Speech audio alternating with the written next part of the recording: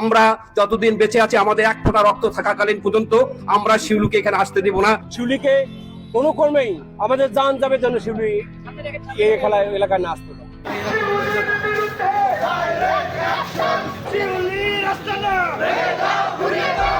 এই যে মাদক ইয়াবা সহ আমাদের শিউলি এলাকায় দীর্ঘদিন যাবত যে ডিস্টার্ব করতেছে, আমরা এটার বিরুদ্ধে আমরা ঐক্য, কথা বলে ঠিক কিনা? আমরা কোনোভাবেই কোনো ধরনের ভয় ভীতিকে আমরা উপেক্ষা করে আমরা এই মহিলাকে এই এলাকায় থাকতে দেব না। যেই ধরনের সে আপনার পদক্ষেপ নিতে পারে, কিন্তু আমরা আমাদের সমাজ পূর্ব সর্বন সহ 25 নং ওয়ার্ড আমরা এক এবং নেক ভাবে এটার বিরুদ্ধে আমরা বিরুদ্ধাচরণ করে যাবো ইনশাআল্লাহ। পূর্ব শালবন জামে মসজিদ কমিটি এবং আমাদের 25 নং ওয়ার্ডের যত মসজিদ কমিটি ছিল, সবাই আমরা একত্রিত হয়ে এই শিউলি উচ্ছেদ কমিটি ইয়াতে আমরা অংশগ্রহণ করেছিলাম। তাই আমি আবারও শোনা যাচ্ছে যে সে এখানে নাকি আসার পায়তারা করছে।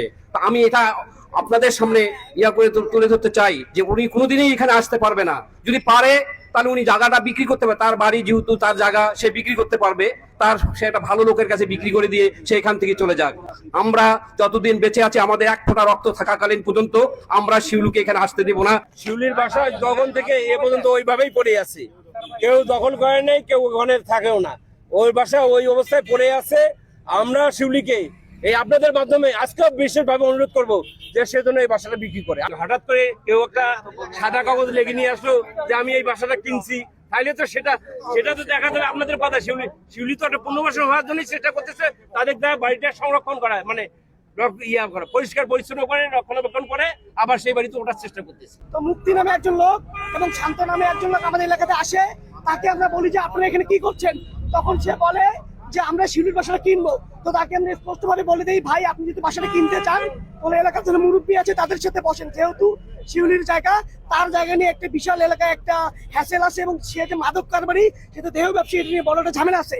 সুতরাং বিগত দিনে এলাকা যারা মুরব্বী ছিল, যারা শিউলি হটা আন্দোলনে অংশগ্রহণ করেছিল, তাদের সাথে পরামর্শ করেন। যদি আপনি ভালো ব্যক্তি হন, আমরা বারবার বলছি, যদি আপনি ভালো ব্যক্তি হন তাহলে আপনার কাছে জায়গা বিক্রি করা হবে। পরবর্তীতে আমরা এলাকার যারা ময় মুরব্বী আছে আমরা বসে আমরা সম্মিলিত সিদ্ধান্ত নেই শিউলির যে জায়গা, এই জায়গা বিক্রিতে আমাদের এলাকাবাসীর কোনো বাধা নেই, কিন্তু এই জায়গা যদি কেউ কিনতে চায় তাহলে এই ভালো মানুষ হতে হবে এবং এলাকার মানুষ এবং প্রশাসন তাকে ওই স্টাম্প দিবে, ওই সাপোর্টটা দিবে যেন সে বাসাবাড়ি করতে তার কোনো অসুবিধা না হয়।